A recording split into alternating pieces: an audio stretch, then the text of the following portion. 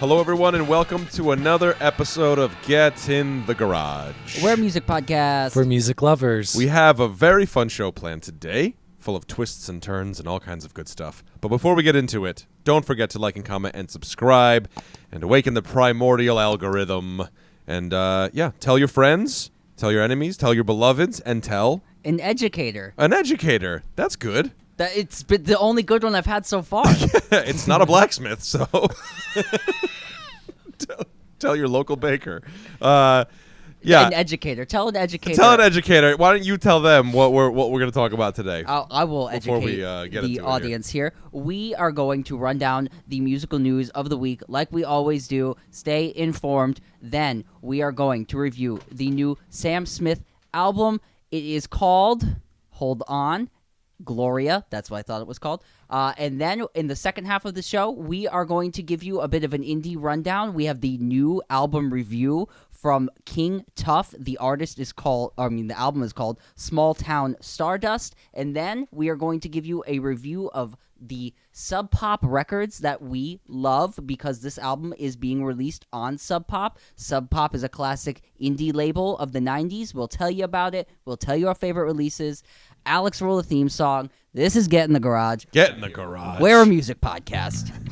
the best music podcast. The best music podcast ever created. Did you guys see that? I saw that. Somebody wrote that on the internet. Wow. It must be true.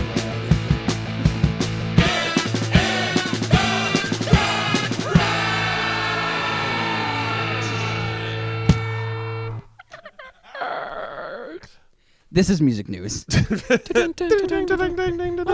Starting off sad note, R.I.P. to the frontman of television. Yes. We have featured here Marquis Moon, a great debut album. Tom Verlaine, 73 years old, New York City, post-punk, mid-70s, beyond television. Great band, great frontman. First CBGB band ever that existed. People flocked to CBGBs after television was born. Richard Hell, original member. He's not on any of the albums. They released their album in '77. Marquee Moon, like Jeff said, is a classic record. I really just got into that record this year. Not really as punk as everybody would like to claim television to be. They are CB's band, but they're more of a classic rock band with a great edge. And as Mike being not a punk guy, he is enamored by all the guitar work on that record. I play it for him all the time. Yeah, fantastic guitar work. Jazzier. Great album. I had never really listened to them. I know the cover, right? I'm familiar with that album cover. Never really knew who it was or what it was and all that kind of stuff. Luke introduced me to them when he kind of started getting into them. And, pleasantly surprised. Great record. Mark, you've been enamored by the Marquee Moon, if you will. I have indeed, yes. 2 records in and out with television and a little, solo career and some great records. And, classic. Check it out. Yeah, so rest in peace. Also, I have another rest in peace for us before we head out of this segment here. Rest in peace to Barrett Strong, original Motown artist and singer of Money. Right. That's What I Want. That song was covered from everyone, from the Beatles to beyond. Everybody covered Money. It is a classic song. It's Motown's first hit song. Barrett Strong also went on to write further with Motown later and worked with Norman Whitfield and the Temptations and went on to write a ton more hits with the record label. I Heard It Through the Grapevine, Marvin Gaye, Ball of Confusion, Papa Was a Rolling Stone. Ever, right, Cloud 9 by the Temps. When did he die? I didn't see that. He died this week, earlier this week. I believe it was Monday. He passed away, so it's very sad. I told Mike earlier, and I was like, "Oh man, it's a real bummer," because he's one of the greatest songwriters of all time, and I just want to also throw down that "Money" is one of the best songs of all time, and probably fits the American spirit in a lot of ways. So yeah, look up I'm sure there's playlists on Spotify. Just look up Barrett Strong. You'll see a string of songs that you recognize that he wrote for other people. Yeah. Very great, very large presence in music. So rest in peace, Barrett Strong. Rest in peace. I have some sad news as well, guys. What you got, man? The Osmond will not cometh anymore. He has officially retired from touring because of his declining health. He also sustained like a neck injury and had some neck surgery that, and he's been through all kinds of rehabilitation processes and stuff to also help treat his Parkinson's. He had to cancel like a whole tour with Judas Priest because of this. Tours. No more. Thank you. Very good. But yeah, it's really sad. He put out like a formal statement and everything, and talking about how he's very sad and upset that he has to do this, and also refund money for people who had purchased tickets for shows and all that stuff. But I think I can speak on behalf of Ozzy Osbourne fans in the way that says, hey man, thank you for the years that you gave us, and it's all good. Take care. We love you. It's a new age, because think about it. Like, you think about the lifespan of a musician, especially a musician who's in the popular conscious.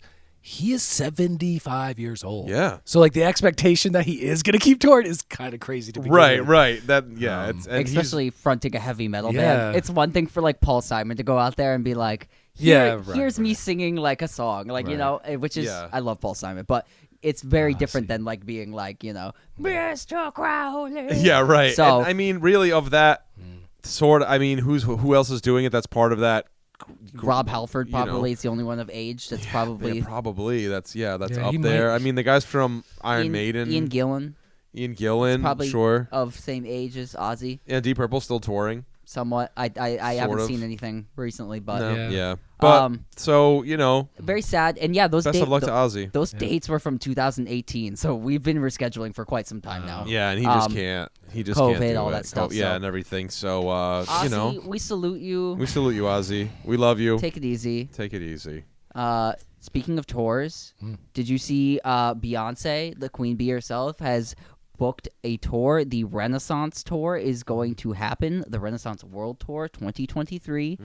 She's going all around, and people are very, very excited. We will see if there is an issue with our favorite, Ticket provider. yeah, ticket provider, Ticketmaster. So we'll see what happens there. But just wanted to shout that out. Beyonce's going on tour. Major news. Major album released last year. Straight to #1. We'll see if this brings in like a new kind of more era of like this album. So Yeah, it'll probably have another. like another another wave breath, of it. another life of it. Sure. I do wonder about stuff like that though. Like with Beyonce, I feel like she's got enough. I don't know if this is the right word to use, but I feel like she's got like enough power or enough pull or something like that to where I don't see why she couldn't just. I mean, I'm sure venues, big stadiums and stuff are like contractually obligated to use Ticketmaster and Ask stuff. Pearl Jam about it. They tried Yeah. it in the 90s, and nobody went with them, and they had to book like gym halls, and they were a huge rock band in the 90s, and like, big places people hadn't played before. So there's no security, there's no infrastructure, there's no toy. See what I'm saying? I just hope that Insurance I and all think that. what I'm saying is I just hope that we see like maybe a rise of alternative sort of show booking companies and stuff like that. That maybe what I'm trying to say. Like, Well, you can go to your local Not with venue the, not and with the catch a local stadiums, show. man. no, the stadiums are there. It's And that's it. what Beyonce plays. And you got to think about the overhead of her tours.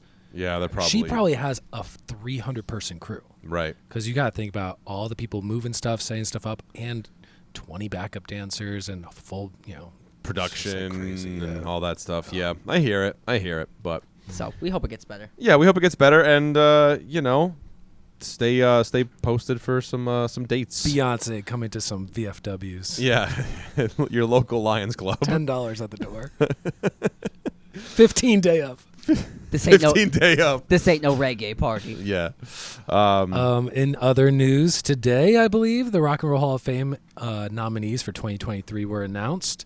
Do we want to do a thumbs up, thumbs down? Do they belong? Absolutely. Let's All go right, for it. Say it out loud. alphabetically. Kate Bush. I'm just going in the middle. I'm going thumbs down. Okay. Yeah, Cheryl middle Crow. Thumbs up. I'll go Sheryl Crow. Big thumbs up on Cheryl Crow. Missy Elliott. Big thumbs up for me. Big Yes. thumbs up. Iron Maiden. Big thumbs up for me. 2 thumbs up. 2 giant thumbs up. Joy Division, and strangely, it is a dash new order because they were 2 separate bands but kind of similar. The same membership. band. I'm gonna give a shrug because I'm giving it. I'm giving a neutral. I'm 'cause giving it a thumbs up. I'm giving a neutral because I like it, but I think Yeah. it's too hipstery to be that important. Cyndi Lauper, big impact in the '80s. Thumbs down. Thumbs down. She had like 5 songs. A bajillion thumbs that down. everybody knows. George Michael, huge thumbs up. Huge thumbs up. Greek's Huge finest. thumbs up. I mean, he's fuck off Yanni. Yeah. We claim George Michael. George Michael rivaled Michael Jackson's success in Europe during the late 80s, early 90s. Willie Nelson, I mean, what does it mean? Thumbs up, sure. A Whatever. bajillion thumbs up. Willie Nelson's rock and roll. But the fact style. that like he's eligible for the first time this year. They've never put him up for this. Oh my God, yeah. So it's like let him in. As Paul McCartney He should said, just have an open the honorary, door, yeah. let him in. Yeah. Rage Against the Machine, huge thumbs up. Huge Thumbs thumbs up. up. Double thumbs. Soundgarden, Double thumbs. huge thumbs up. The Spinners. I'm going neutral, though I'm I'm going neutral. I'm a 'cause big. I'm a big Spinners fan too. I am. It's a shame. Yeah, the but way you mess around with me. They had a girl. few songs in that Yeah, it's 70s soul era. it's a real flat. Yeah. Tribe Called Quest, huge thumbs up. Like a bajillion thumbs up. The White Stripes, huge thumbs up. for me. Bajillion thumbs up. Yeah. And Warren Zevon. Thumbs down. Oh. Thumbs down. You got Werewolves in London. Go get fucked. Come on. Oh. Werewolves And London. Warren Zevon. You're a qu- big Elvis Costello guy. Warren Zevon is a great like artist, and like Yeah. everybody knows kind of more like the musician, if you Yeah. will, of that time Yeah. period. But You know who was the driving it's force? Werewolves of London, and that's it for everybody. And that's where Well, I'm that's just, for everybody. That's for everybody, and that's where like if you say Warren Zevon, like most people cannot name you one other song. Well, What Werewolves of what about London. Elvis Costello though? Oh, Or like or Harry Nilsson? like These are artists I put in the same kind of like world, you know. I'd say Nick Drake, like people yes, like that, you know. all they're that all, they're not American. Well, see, Elvis Costello is a bit more because we have a bit more hits. Peace, Sure. Love, and Understanding. You have Allison. So I'm gonna give you those two. Allison gets played in classic rock radio, and Peace, Love, and Understanding. People know that one. You got Yeah. two songs, as He has opposed to one twice song. I have twice this. As opposed You to know, one. you know who led the campaign to get Warren Zevon into the Hall of Tom Fame? Cruise, Who? Oh, I heard Billy Joel. Tom Cruise. because he has that great scene in Color of Money where he sings "Werewolves of London." Oh, yeah. Musician. I'm saying thumbs up because of the song right now. Who was the Billy Joel. Billy Joel was like, Warren needs to be in. Billy Joel, the poor man's Elton John? the working man's Elton John. He's got a brown collar. Controversial statements in this music. So, Rock and Roll Hall of Fame inductees, it has to be 25 years past their first commercial release. You can vote online. Look up the website yourself. We all have the internet. Voting is until April 28th, my birthday. Inductees will be announced in May, and the ceremony will be this fall.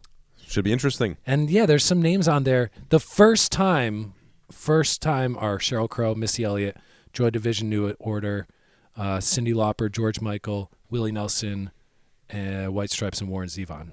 So like Rage hasn't got in, Iron Maiden hasn't got in, Tribe Called Quest hasn't gotten in. Yeah. Tribe Called Quest, very important. But I don't think there's a limit on how many times they can be eligible. I think No, it's just, people get it's like Rush, right? Rush Yeah. was on the ballot for 14 years and then they got in or whatever. Is there a Yes. limit for how many they can induct in a year? Not that I know of. No, sometimes they do more and sometimes they do less. Yeah. Depending. Well, because you have like the main ones, and then you've got like the second tier inductees, legend and ceremony or yeah, whatever, and all that yeah. kind of stuff. Yeah. So I they- believe this is like from the category of artists because we announce every year who gets in, and there's like the production side of things. There's like the agents and manager type of wing. Yeah. it goes I all don't over the know. place. Yeah. Do you guys have any more pressing music news? I don't have No, something I that's don't. pressing, but I have something that's I think is stupid. Let's hear it. So Zara Larsson, who is a like pop star singer, Swedish pop star singer, wore a Burzum T-shirt. This is my news for all my metalheads out there.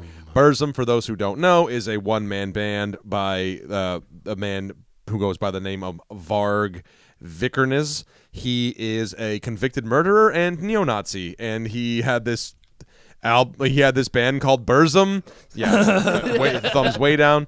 And he was also behind church burnings in Norway during the rise of Norwegian black metal. Allegedly.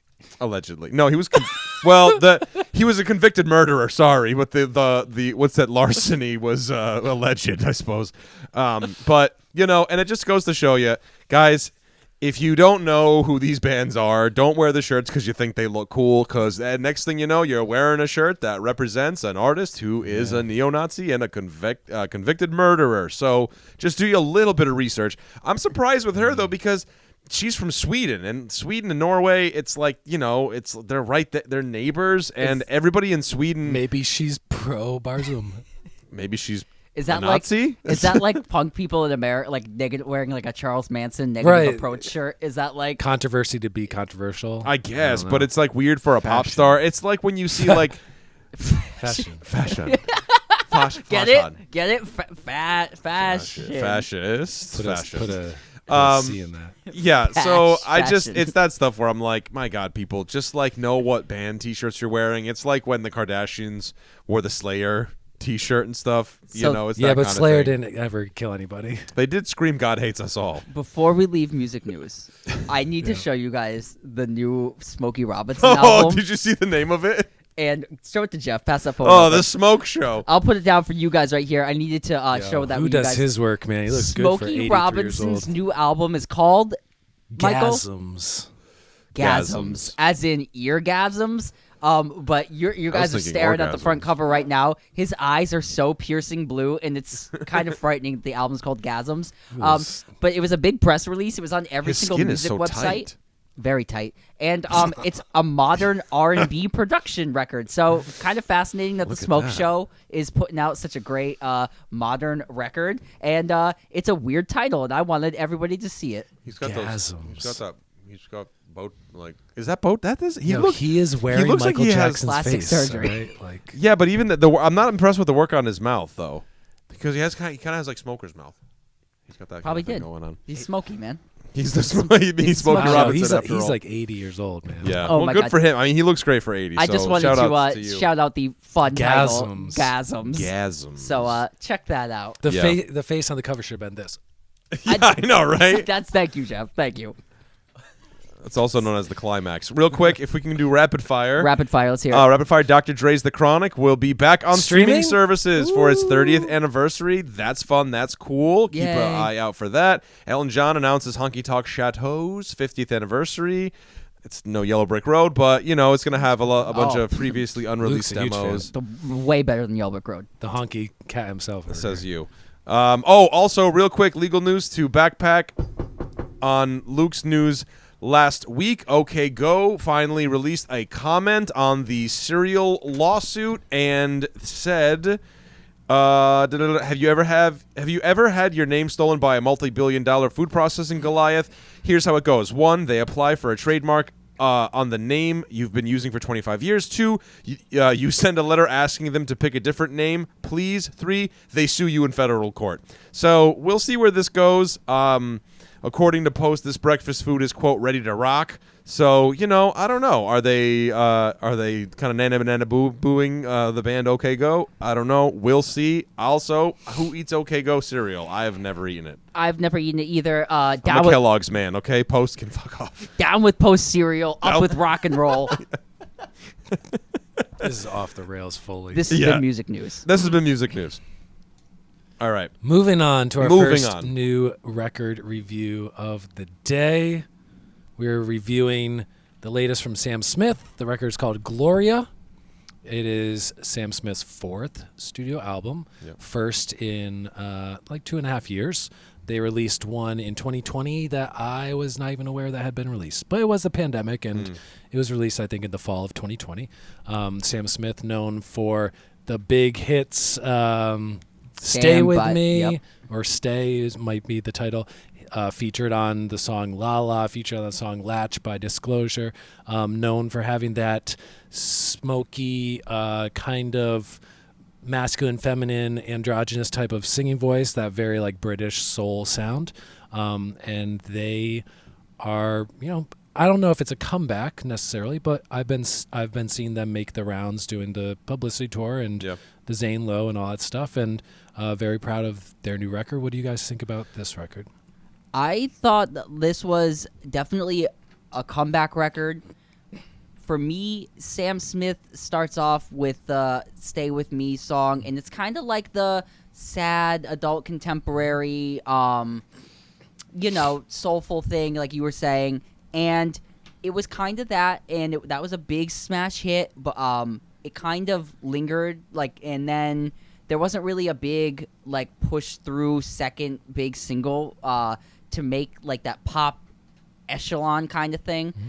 And then this fall, we started hearing on TikTok and on the internet and did we? On Catatonic Youth's page. Check out them on Instagram.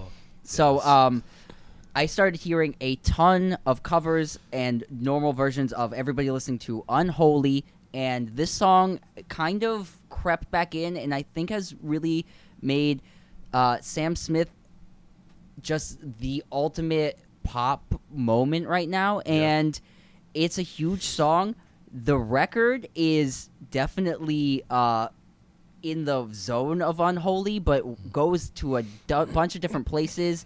Every song kind of has its own production values and kind of song structures. Some songs are dancey. There's some acoustic stuff on here. It's very textured in a lot of ways, but I found some faults with it. But what do you think? Kind of right off the bat. Yeah, up front, I wasn't really like a huge fan of this record because, I listened to this and I couldn't help but think like, okay, maybe I don't connect with this because it's not really for me. But then like the more that I listened to the record, and I'm not sure if it's the same thing on Apple Music as it is on Spotify, but we've mentioned it before that Spotify has, I don't know if it's limited to the mobile only, but Spotify has these sort of Instagram story-like things, and it goes track by track, and Sam Smith describes everything. And after kind of like diving deeper into this, what I found was although this album does focus quite a bit on like the sort of, queer experience in the United States or really worldwide for that matter, I found that these songs could actually really apply on sort of like meta levels, if I'm using the word meta right. There's a lot of moments on here where I'm like, oh, I've kind of felt that way, or I've kind of experienced that before. And even though, Sam Smith and I, the way we identify and the way and all that sort of stuff isn't the same, I found there was sort of a lot of common ground on this record where I was able to relate to it a little bit more, and that in that way I found myself liking the album a little bit more, even though the type of music that it is the type of music that I don't necessarily connect to with very much. But on the broader spectrum of it, I was like, oh, no, now I kind of like this album a little bit more, And that's kind of where I was, too. I found that the messaging of this record was I really liked the messaging of it. It was a lot of self-expression. The lead track on the album, Love Me More, is a song about self-love and how you need to love yourself more and give time for yourself. And I thought that over like a smooth R&B kind of thing worked really well. It wasn't that kind of mid-tempo acoustic guitar piano ballad where the voice kind of hangs in the phrasings. This was more, like more groovy, more soulful. I really like that. That song was, it was following the format of Stay With Me, of I'm Not the Only One, where it was it's that mid-tempo, it's that light gospel, that oohs and ahs choir thing. So that was like right off the bat, I'm going, well, stick with what you know and stick with what's been successful. And it is a good song. I think it's one of the best songs on the record. Yes. Simple songwriting, but well done. You are right. It does have that like simple structure. Yeah. For me, where I was like, this is a little bit more like interesting though, was it added that organ that gave it more of like the church vibe, which is what this record is really push-pulling. It's a lot of like religious, pull on the queer and, LGBT community. And it's kind of has all that playing with it, and where it has like the organ. That's where I was like, oh, that's where I liked it a little more. It was a little more thoughtful for me on that kind of aspect of it. Lots of variety on this record too. How did you feel about the variety of it? Because that's what I was going to bring up next, where you have like the Calvin Harris song "I'm Not Here to Make Friends," which sounds very different from every song in the record. Yeah, it was.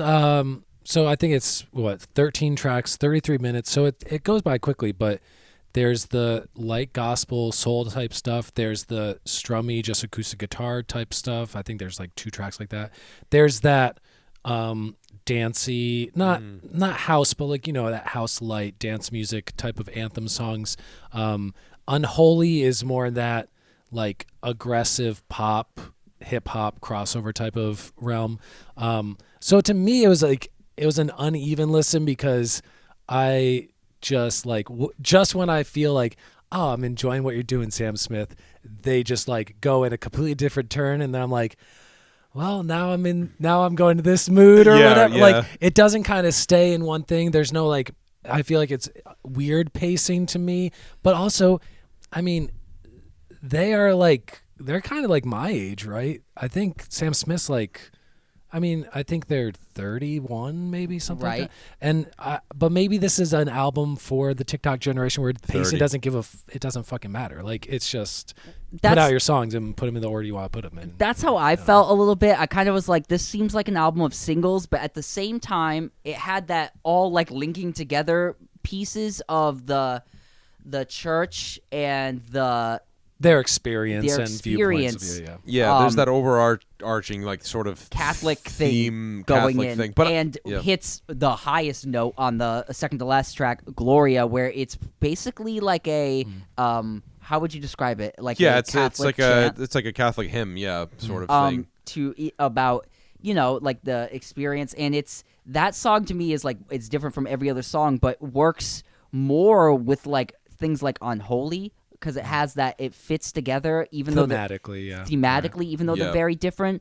And so that kind of stuff, I more likely outrageous pop stuff. So I liked like Unholy and Gimme, which was in the same kind of Unholy. That and was in Jamaica, that one too, right? Yes, Unholy and Gimme were recorded like in the same session, and I tended to like the Jamaican sessions. Yeah. If you go in the Instagram story, they talk about it. Oh, see, I didn't watch that. Yes. little Yeah, it's story worth a thing. watch. That's It's a worth a watch. Spotify little slideshow thing. Yeah. Yes, and it gave kind of tell to like the album was recorded in like different spots, and it's kind of like more of like a year in the life than, and I think he was kind of going for that, but it also has the thematic thing, and so for me, that was the most uneven kind of thing about it. Even though like the songs weren't like necessarily like that bad or like you know what I mean, weren't like the worst thing on earth. Yeah, I will say I did connect a little bit with that sort of Catholic guilt thing because I grew up Greek Orthodox Christian, and I've felt some of that sort of Christian guilt and all that stuff. Obviously, not for the same reasons as Sam Smith was feeling them, but for reasons of my own. And I kind of like that push pull with that.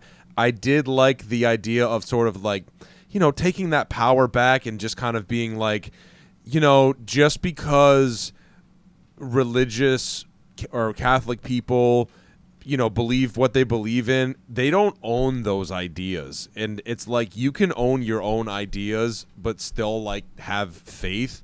And I felt that message kind of came through a little bit as well for me on this record. Because if you watch those Instagram stories, Sam Smith is like, this isn't about religion, this is about faith. And I found that kind of an interesting thing to be like, no, it's not about religion, it's about faith. So you have religious people, but then you have like faithful people, and I think distinguishing the difference between those two was kind of like Sam Smith being like, no, I can still be comfortable with who I am and like look back on this and sort of like have a different looking back.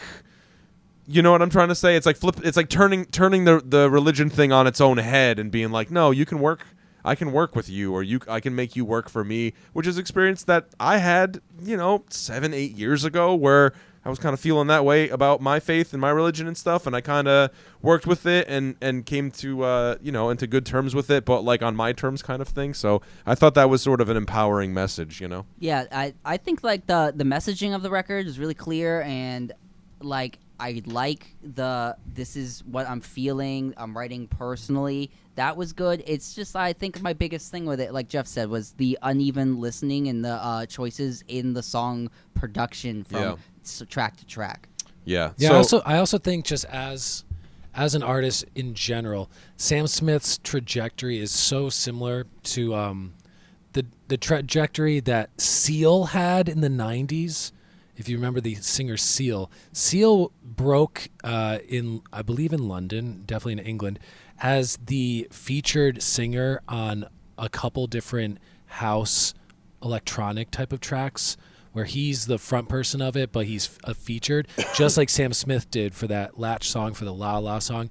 And then Seal's voice was so new and different that he became like fully saturated into a lot of, he had 3 or 4 big songs over his first 2 albums. Yeah. But then it kind of like burned out because people were like, we get it. We like what you do, Seal. We like the voice, but like we can't hear that voice and everything. And to me, Sam Smith, same thing. They have a very distinct voice, that very cool masculine feminine mix type of thing. But like I get a little tired by the voice after 35 minutes of songs because I wish they had maybe some more colors in the voice. Well, the thing is that good voice, but doesn't. They've got a enough great to me. voice, but it's how many of these like run things because that's peppered in all over this, where it's that stuff. Yeah. So I hear you, man. You can get a little bit fatigued with it after a while, but 33 minutes. I didn't feel like it was too much. Yeah. No, but it was like I had my fill. Just enough. I had my fill.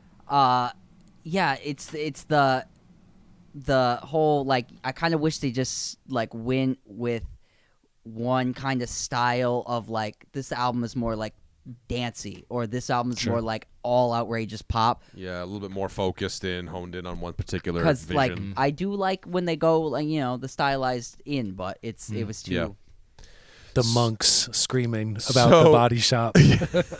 So ratings? You want to give do a quick get in the garage ratings for this record? Yeah, start it off, Luke. I am going to rate this record a 6. I like the big single Unholy. I like Gimme. I think if you are looking, if you like kind of more adult contemporary, you're looking for some good there's some mid-tempo stuff on here, some dancey stuff. There's definitely a lot of personal, emotional stuff on here. So if you're looking to get emotional with your music, this is a record for you. And for all the reasons I said, I think this is a 6. Right on. I'll go 6.5.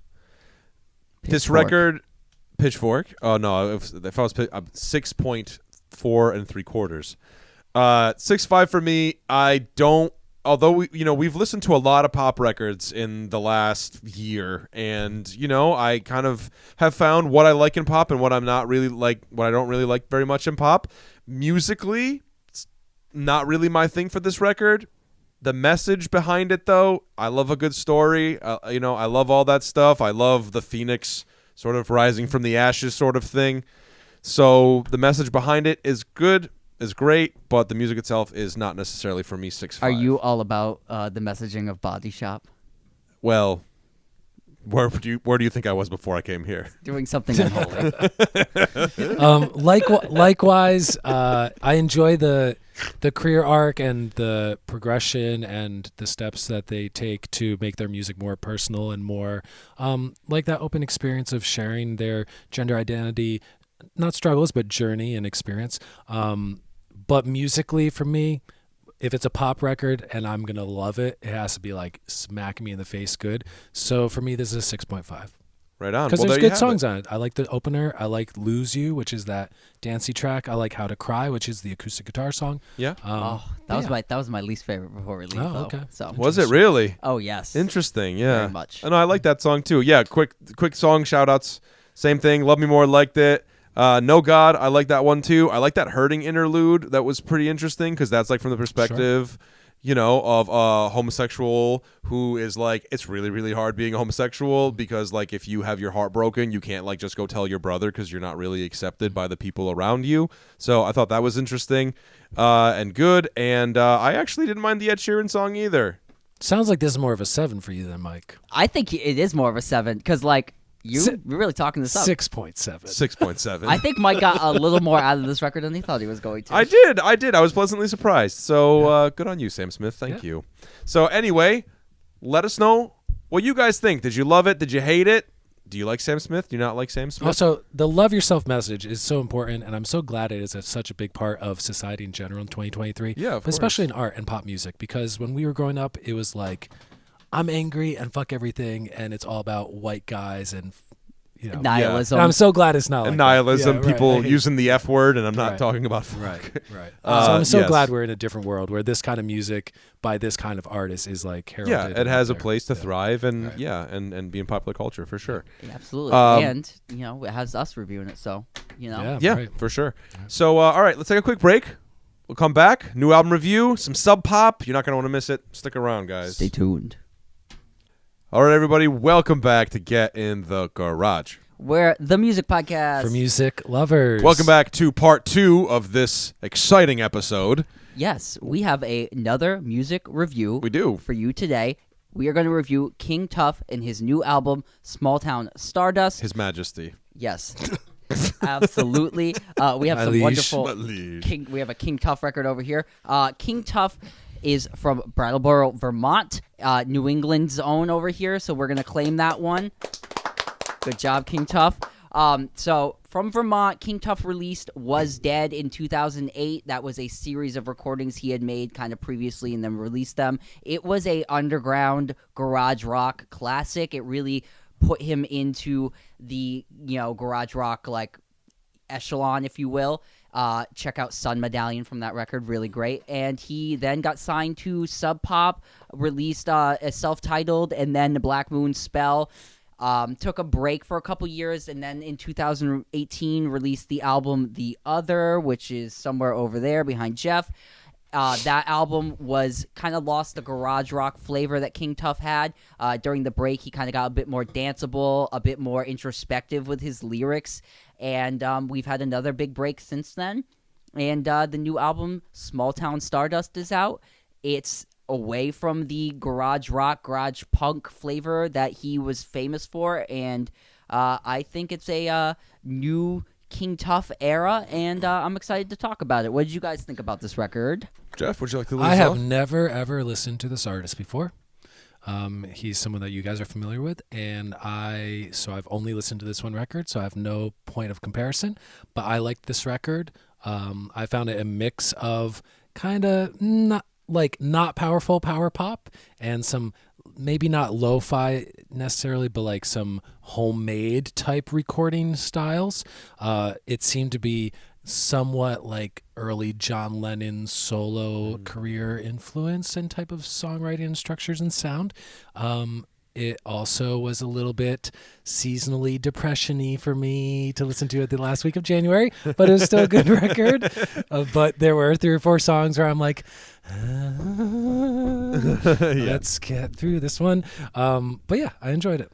Yeah, same here. I did enjoy this record as well. It is a step away. I really fell in love with King Tuff with the album Black Moon Spell, which is a bit more of a harder hitting sort of rock fuzzy sort of. More of like the stoner rock on garage. It's more in line with like the Ty Segals and stuff like that. This was kind of a left turn for me, or I should say for him in that regard. It's 11 songs. It's 38, just over 38 minutes long. It's not super long, but it's 38, so it's a substantial, I think, album length. Same thing that Jeff said, too. I heard a lot of Beatles influence, a lot of John Lennon specifically influence. I heard some Pink Floyd peppered in there. I heard a little Fleetwood Mac maybe peppered in there as well. Great guitar work. I think all around. Interesting orchestration, too. There's a lot of, like, strings and stuff. I heard some horns, cool keyboard, synthy parts as well. Cool microphone sound, like filter sounding things and stuff too. I thought it was an interesting record, and definitely, in certain regards, his capability for writing love songs has improved. Well, yes, that's something I really noted with this release. You have songs like "How I Love" on here, and "Pebble in the Stream," and "Pebble in the Stream" is really like the most affronting love song I think on this record.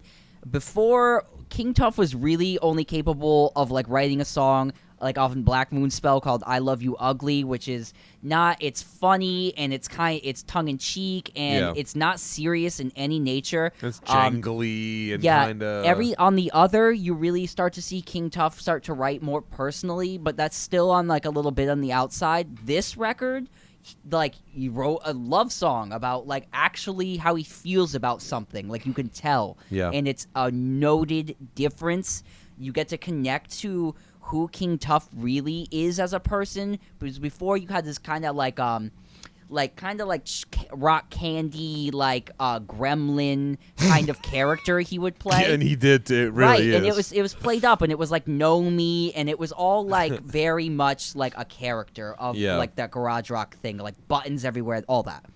This is like you have a lot of love letters to plants. He's talking about what he's doing in his house, in his garage. He's oil painting. This is who he is. This is how he loves. And for me, that artistic step forward is like leaps and bounds where like most people can only conceptually like kind of maybe do that band where it's like an idea and it's a character and you can kind of this is artistic growth on a level that I don't really think most artists make the connective jump to, because in my head King Tuff is like kind of done after the garage rock. This is a new era. I agree. Yeah, he came out. He's got a beard now. He's painting and stuff like that. I love songs like "Portrait of God," where he's like, do you imagine what God looks like?" And he's describing how he's painting a portrait of God. That to me has some great guitar work that's reminiscent of "Fat Old Son," that Pink Floyd song off of not Obscured by Clouds. Metal. No. It's Obscured by Clouds. It's Obscured by Clouds. I found that. I also liked even the song How I Love You, which has that sort of Roger Waters-y style bass thing. The doom, doo doo doo doo doo doo doom, doom, doom, doo doo doo. That's kind of like Adam Hart Mother-esque sounding. Like Fat Old Son's from Adam Hart Mother, by the way. Oh, thank you. That's what it is, yeah. So there's that. Even the song Tell Me, that sort of like layered vocal thing, I didn't get to really look into. It's kind of like there's some of the hits that are on this album, there's like lyrics for it and stuff like that available. I couldn't really find anything really, really heavy into like who was on this record and the production and all that kind of stuff. At least I wasn't able to find a lot of that stuff. Tell Me, I don't know if that is a female vocalist that's there with him, but it sounds like it. It sounds like it, right? It's definitely not him. Yeah, that's what I was like, is he harmonizing? But I didn't think so. But that's like Fleetwood Mackie, and it's singer. That was my it's favorite singy, track. And that's what I mean. It's just such a good song. Yeah, and like a good, like just good flavor, good feel, like it. Yeah. And if I have like one criticism of this record, I'm gonna like shout out too many lyrics about pebbles and streams and rivers and brooks and like nature, water. There's too many like water nature references on this album for me. It's almost like every I need more. I need more. You have pebbles in the stream, Smalltown Stardust references like sitting in the river. I want a whole album that is a love letter to plants. So every track is about different plants. That's what I want. Hydrangeas. But yeah, I really liked how it like some of the lyrics come off as a bit like quirky and like kind of like. I mean, look at this dude. Yeah. Okay, yes. Where is he? Right here. Look over at this here. guy. Where is he? They come off as like quirky and a bit like kind of. But I think they the more you listen to this record, the more you kind of grow into it and you get into the vibe of like what's going on. Yeah. And it's a pretty good record. I would say there's definite flavors of all those 60s light psychedelia stuff that we mentioned. Yeah. There was a lot of Brian Wilson style stuff on this, not the maximalist army of didgeridoo Brian Wilson, but just in the kind of vibe of things and kind of like the childlike wonder type silliness. Of view of it, and that kind of like I'm just making a pretty song, like.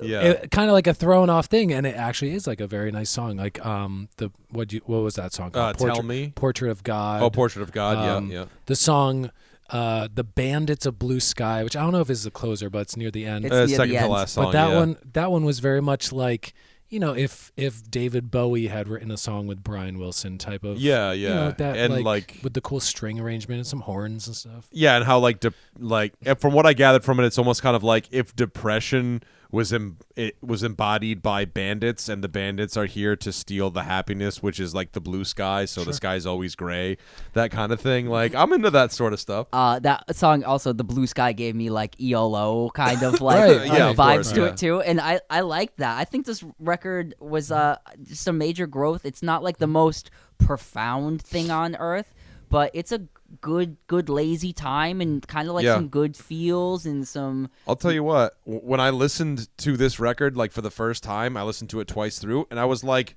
sitting on the floor in my living room, and my son and I were like playing with cars and stuff, and I found it to be a great listen when it's just like, yeah, it's a Monday night, you know what I mean? You got like it's nice, and you're in some cozy sweatpants and stuff, and you put it on, you can kind of curl up and like sort of like, turn the television off and just put an album on and just like be with each other. this is a nice soundtrack to a nice night like that. Agree. This is Smalltown Stardust. This is the sound of living in a small town, as we all do, Yeah. And the feeling of it. For sure, and that was this whole thing, because I think when I've spoken about it, when the album was announced and the singles initially came out, the whole thing is like he's moved back to Vermont, I think. Absolutely, yeah. And he's kind of just doing his own thing in his small town. So it does. It sounds like an album that was kind of like written and recorded in like a buddy's home studio out in the middle of the woods in, Bennington, Vermont or something like that, So, You love that place. Oh, I'm a Burlington guy, but Bennington, you got to go visit Robert Frost, man. Come on now. Everything closes in Bennington at 7 6 p.m. though. o'clock So at just night. so you know, we met a crazy man with a musketeer mustache there once. It was a wild night. But very, very cool. yeah, there's nothing to do in Bennington. But like, it's a beautiful town. But that's too is the whole like he grew as an artist by returning home instead of like going. You know what I mean? Yeah, Stays like he in could've- that stagnating Right. like garage rock scene that he was in. This record Right. is not garage rock at all in any. The aspect. closest thing I think it gets to is the song "Smalltown Stardust," where I felt like It was that like was that- because it has that blown out acoustic thing. But still, that's more But- like an artsy choice at that point. But yeah, but even that, right? I don't think there's any actual drums on that. It's just like the chugging, like sort of guitar going jug jug jug, and like the piano sort of hammering out Yeah. the chords underneath it. So, So. it had the it's a like a bit Paul McCartney's Ram, if you will. Yeah, Kinda I got that vibe too. Homespun, Yeah, good feeling, that kind of thing. yeah, So, for sure. King Tuff. King Tuff. album review is. You guys want to do numbers? Yeah, sure. Rating. Jeff, you want to start with you? So we went. We went this way first. Yeah, I am saying it's a 7 with room to grow. Yeah, I'll give it a 7.5. I enjoyed it. I liked it. I'm a Black Moon Spell guy though, but I did like this album a lot. Yeah, I'm gonna give this a 7.8. Very No, pitchforky there. I really, as I said, love the growth of King Tuff. I hope he makes more records where he keeps exploring new sounds and new adventures. I really am into this. So yeah, I give it a 7.8. There's a couple of things that are like a bit passy by on here, so that's why it's not a full-fledged. But yeah, man. King Right on. Tuff. King Tuff, check it out. Let us know what you think. Smalltown Stardust. And moving on, Yes. we are going to list our favorite Subpop releases. The album we just reviewed was a Subpop release. He's been on Subpop for a minute. Subpop Records has a rich history founded by Bruce Pavitt in the earlier 80s as a magazine called Subterranean Pop. By the time you got to number 5, he was releasing cassettes with that. In 1986, he released a compilation called the Sub Pop 100, and that is the first Sub Pop release. Just to shout out a couple of bands that have released on Sub Pop. Nirvana is probably the biggest, their debut album. We have like the Shins, Iron and Wine, King Tuff, and we are going to talk about many more here. Mudhoney, all that good stuff. Yep. They're one of the most important independent labels of the 90s when they grew in and really had their influence rain down upon Seattle and the Seattle world. Sound. Yeah. Yeah. Brought the the Motown sound. It was the 90s sound, the Seattle sound, and it came straight out of Sub Pop Records and everything that they did to create their scene. Yeah. Anything to add before we kind of get into it here? Yeah, as I understand it, I watched like a couple small clips and stuff like that, and Bruce and then John Poneman, the other guy that helped create Sub Pop and all that stuff. It's pretty wild to hear them talk about what it was like. They almost went bankrupt within the first month. From what I hear, there was a lot of resentment from Kurt Cobain of Nirvana because, they were kind of doing their own thing and trying to build the brand, and the approach that they took was a little bit different in the way that most record labels at that time would, the record label's the record label, and then you'd push the artist. They kind of flipped it a little bit in the way of being like, well, no, the record label is the thing, and we also have artists. And there was a bit of struggle that went on. I know that Kurt Cobain went unpaid for a long time. Flash forward, that's why he ended up going to Geffen Records, because his pals in Sonic Youth were basically like, you're great, you should say fuck these guys and go to Geffen Records. That's where he ends up leaving, going to Geffen Records. But they're still receiving royalties from Bleach anyway, and that was kind of the thing that saved them. They kind of had a lull where they went into business with Warner Brothers Music Company. I believe it was a 49-51 split with Warner Music. I think still is. Still is, yeah, still is.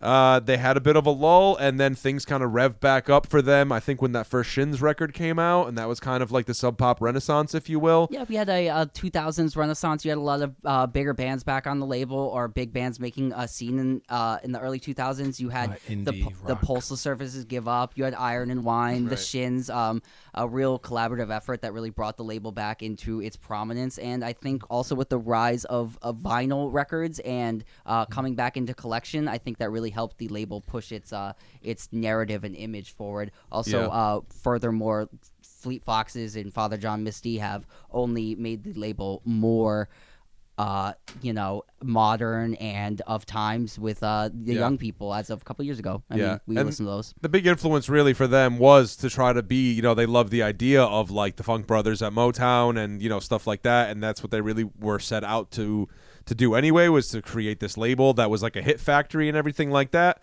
Like Luke alluded to earlier, you have the Motown sound, you got the Seattle sound, man, and it is the Seattle sound, And further, before we really get past this, they never really did create like a hit factory, but what they did more or less was create a style factory where they were pushing out some of the most culturally pushing music and what people thought was cool and stylish and the new hip thing. It was probably on this label kind of first, and then they're one of the few record labels that come to people's mind when they think of indie rock music for the past 30 years. The irony of it is, though, is the fact that though they are credited to this sort of Seattle sound and all of that kind of stuff, by the time the 90s, your Pearl Jams, your Alice in Chains, your so on and so forth. Those guys all jumped to majors. They all jumped to major labels. Yeah, so that was kind of like the ironic thing about it was like they were kind of the band that curated everything, and then once it catapulted into the mainstream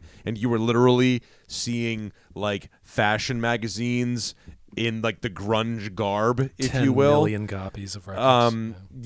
By that time, they were all signed to major record labels. But the big defining moment for Sub Pop that put them on was, I can't remember the journalist's name, but he was a journalist from the UK who came to Seattle to check out the scene, published an article in the UK, and that's really where Sub Pop started kind of like becoming like an actual thing, because the English folks were turned on to Sub Pop, and then it was like America was like, oh, we have this thing, it's like once again the English reintroducing American culture to Americans for us to just discover something that was there the whole time. So getting down to that, Sub Pop, what are our favorite Sub Pop releases? Do you want to go first, Jeffrey? Sure. Counting down. My number 5 is a kind of recent release from 2015, an album I listened to a lot in the year it came out, and I hadn't revisited really since then, but that is I believe it's the second studio release by Father John Misty. It's called I Love You, Honey Bear.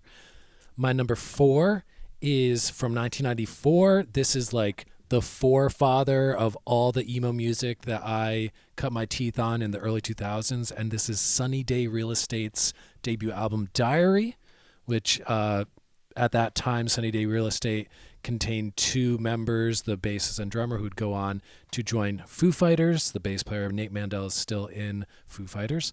But yeah, if you like bands like Taking Back Sunday and Thursday and Sunny Day Real Estate guy, I didn't peg Jeff for it. Yeah, I mean, it's an album that I haven't listened to in straight up 15 years, but going back, that's like most of these albums I hadn't listened to since college days.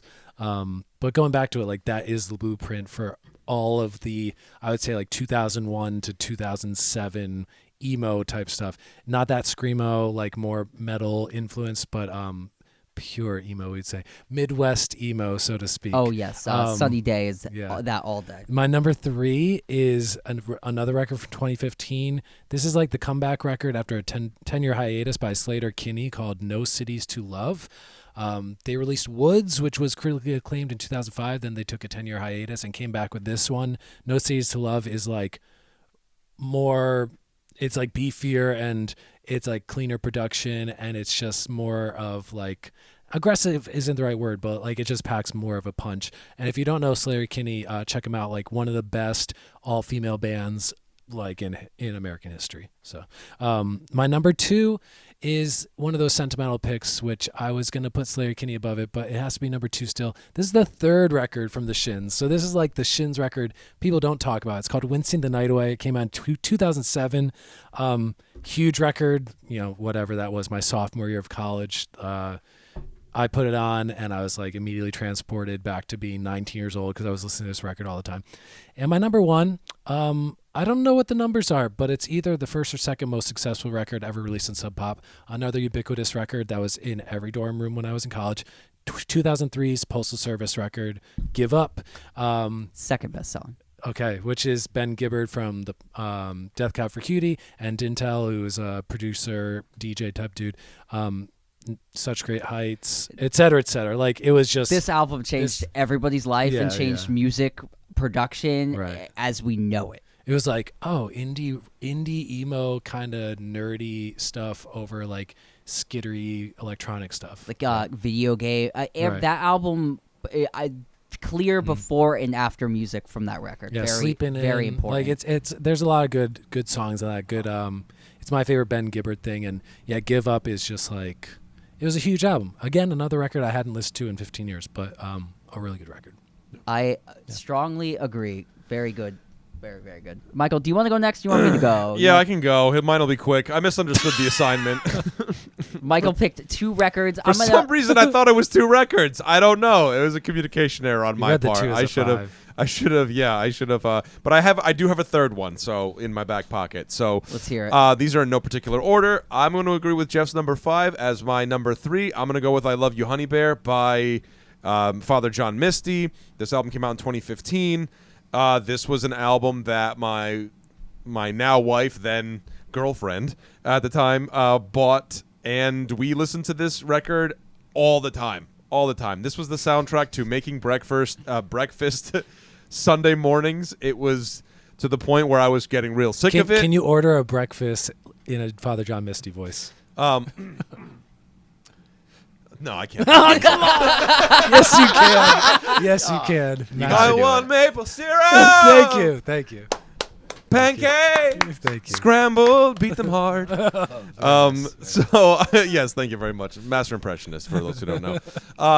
It's a great album. I love it. I really do. It's a very sentimental record. I think it's his 2nd release as a solo artist. His first release after the departure from Fleet Foxes, I believe. Second.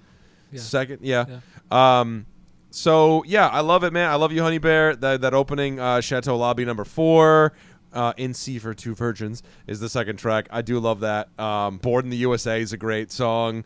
There's a lot of good stuff on here. So I enjoy that, and it's really for the sentimentality of the record. The 3rd one in my back pocket that I will not say is my actual number 1 is Black Moon Spell by King Tuff.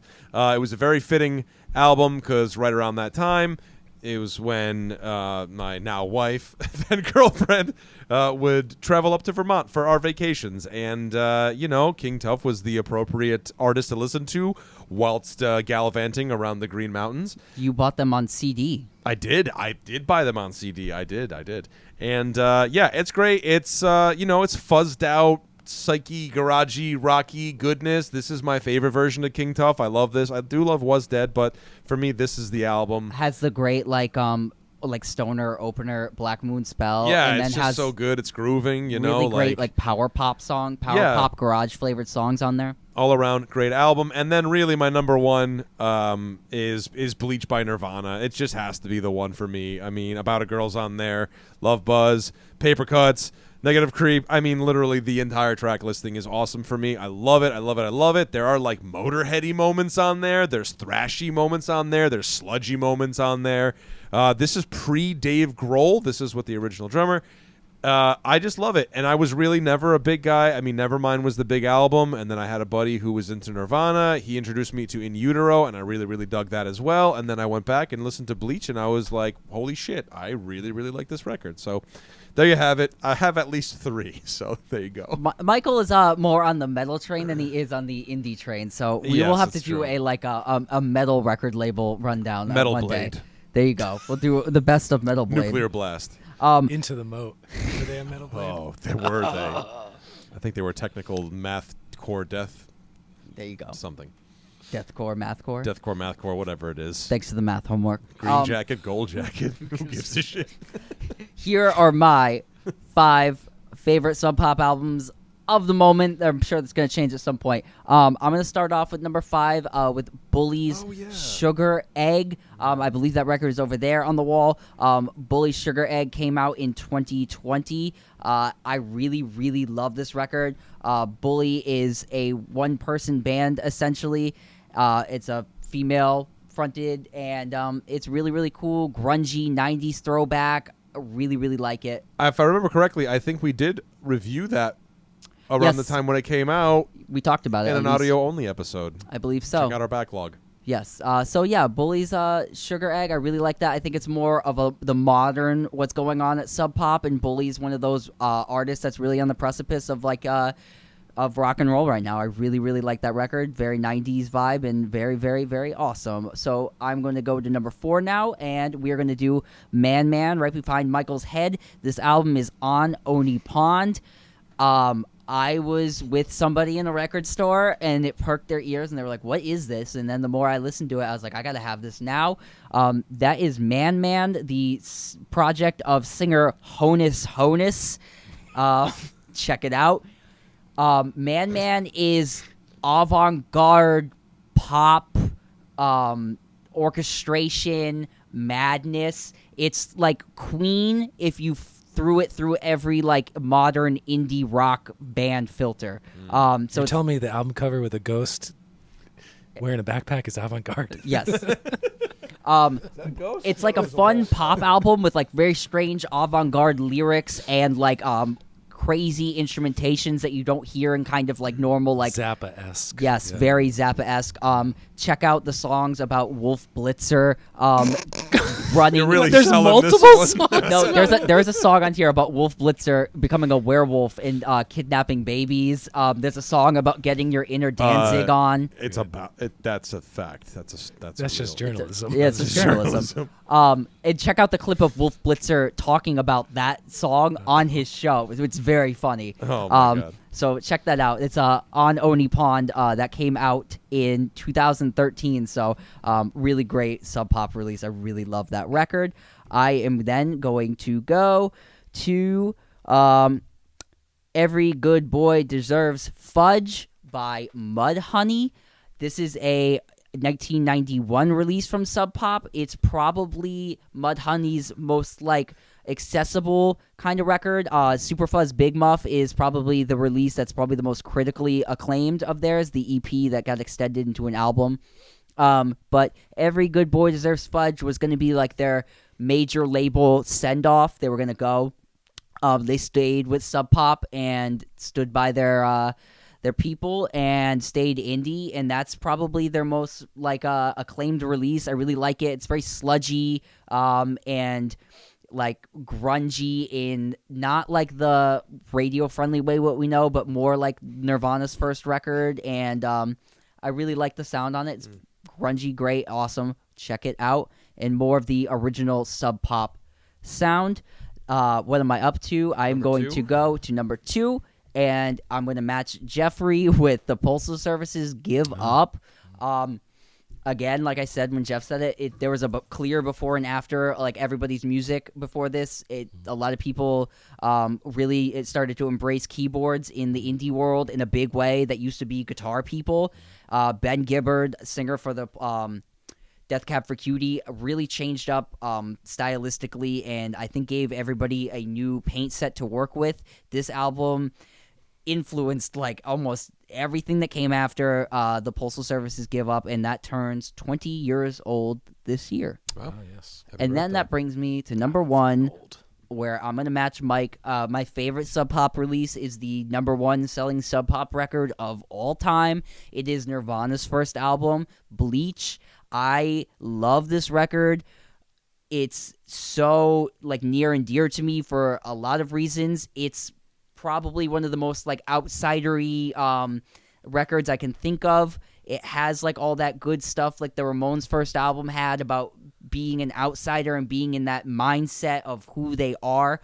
It's a powerful statement. The production on it is dry and brutal and assaulting. Has some of the best drum sounds, tom sounds. It's just so took everything that Black Flag's My War had, and I think everything that Sonic Youth had going for it, and Dinosaur Jr., and really made it so palatable and more aggressive than any of those bands had really gone before. I'm going to shout out No Recess, a childhood screaming that you can't go to recess. I think everybody's felt that. I think you can relate to it. Negative Creep on there, one of the best Nirvana songs in my opinion. Total outside ethos in about 3 lines.